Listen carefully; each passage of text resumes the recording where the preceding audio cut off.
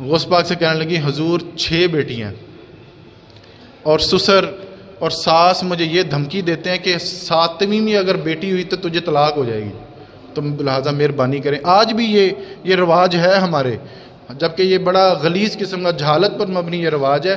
حضور غوث پاک کے پاس وہ جب اماں جی آئیں آ کے کہنے لگی حضور 6 بیٹیاں ہیں۔ کچھ لوگ نا اللہ تعالیٰ کے خاص ہوتے ہیں، کچھ لوگ بول کے بتائیں، کچھ لوگ اللہ تعالیٰ کے خاص ہوتے ہیں۔ حضور غوث پاک بھی انہی خاص لوگوں میں سے ہیں۔ اب جس نے ساری زندگی کالا کالا رسول اللہ ہی کی صدائیں بلند کی ہوں، کال اللہ کی صدائیں بلند کی ہوں، تو پھر اللہ ان کی موڑا نہیں کرتا۔ ایک بی بی آگی اولاد لینے، اوکھی گل کر دی تھی میں تھکے سے۔ ایک اماں جی آ گئیں، آ کے کہنے لگی غوث پاک سے کہنے لگی حضور 6 بیٹیاں اور سسر اور ساس مجھے یہ دھمکی دیتے ہیں کہ 7ویں میں اگر بیٹی ہوئی تو تجھے طلاق ہو جائے گی، تو لہٰذا مہربانی کریں۔ آج بھی یہ رواج ہے ہمارے، جبکہ یہ بڑا غلیظ قسم کا جہالت پر مبنی یہ رواج ہے۔ حضور غوث پاک کے پاس وہ جب اماں جی آئیں آ کے کہنے لگی حضور 6 بیٹیاں ہیں اور وہ دھمکی لگا رہے کہ اگر 7ویں بیٹی ہو تو پھر طلاق دے دیں گے، تو حضور کچھ نظر کرم کریں۔ تو اولاد کون دیتا ہے؟ بول کے بتائیں، اللہ ہی دیتا ہے۔ اللہ کے پیارے صرف دعا کرتے ہیں۔ اللہ کے پیاروں کے پاس ایک طاقت ہوتی ہے جس کو مسلح کہتے ہیں۔ کیا کہتے ہیں؟ مسلح کی ایک طاقت ہوتی ہے۔ حضور غوث پاک نے رات کو مسلح بچھایا اور ساری رات عبادت کرنے کے بعد کہنے لگے او خدا بندہ تیری بندی تیرے بندے کے پاس آئی ہے۔ اب انداز دیکھیں اللہ کو منانے کا۔ او خدا بندہ تیری بندی تیرے بندے کے پاس آئی ہے، اگر تو چاہتا ہے کہ تیرا عبد القادر رسوا ہو جائے تو پھر بھی تیری مرضی، اور اگر وہ آ ہی گئی ہے، اگر تو نے اس کے دل میں بات ڈالی ہے کہ تو عبد القادر کے پاس جائے گی تو تیرا کام ہو جائے گا، اس کے دل میں بھی تو نہیں بات ڈالی ہے نا۔ اب اگر وہ میرے آستانے پہ آ ہی گئی ہے تو بھر دینا جھولی اس کی بھی۔ تو حضرت خضر علیہ السلام پیچھے سے آتے ہوئے غیب سے آواز دیتے ہیں حضور حکم کرو کتنے پتر چاہیے دینے، کتنے بیٹے چاہیے؟ آپ نے کہا 7 پتر چاہیے دینے۔ 6 بیٹیاں 7 بیٹے اللہ تعالیٰ نے عطا کیے۔ اور ہمارے جو مفسرین ہیں جنہوں نے یہ سارا یہ واقعہ لکھا کہتے ہیں کہ 6 ولیاں ہوئیں، جو 6 بیٹیاں تھیں وہ بھی اللہ کی ولیاں ہوئیں، جو 7 بیٹے وہ بھی اللہ کے ولی ہوئے۔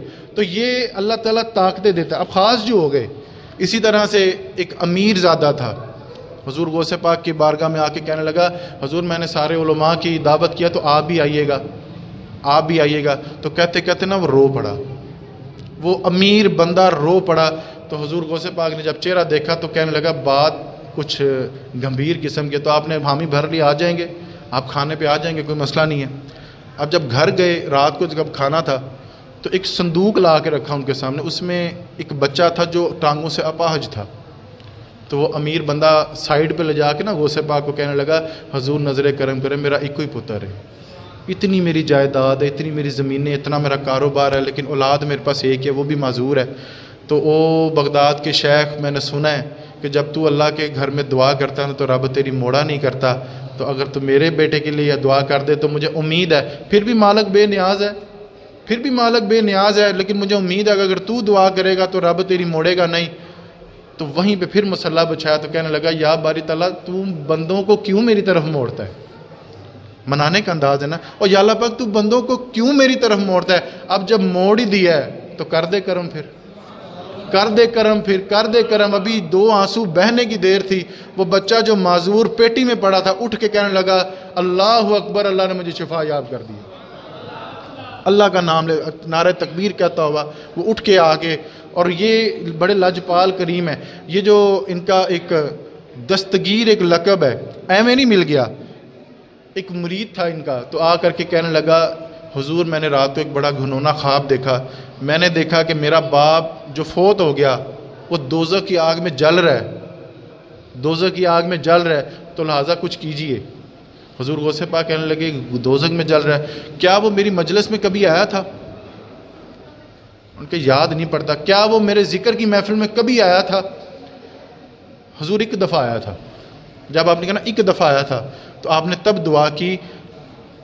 دلیل کے طور پہ آپ نے بخاری شریف کی حدیث پڑھی کہ حضور نبی علیہ الصلوۃ والسلام کا فرمان ہے کہ جو بندہ اہل ذکر کی محفل میں صرف بیٹھ جائے, ذکر کرے نہ کرے, صرف بیٹھ ہی جائے, اللہ اسے بھی سعادتوں سے نواز دیتا ہے.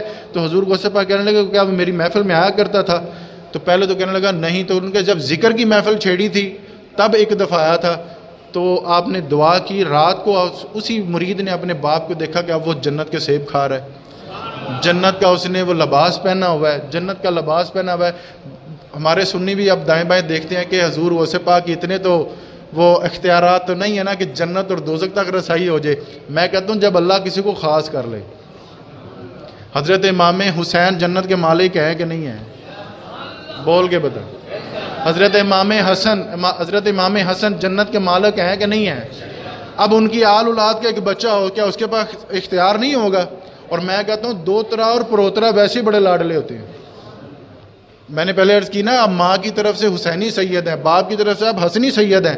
اب جب بیٹا پوترا بات کرے تو کیا رب ان کی مانے گا نہیں؟ اب یہ نسبتیں بڑی چیز ہے.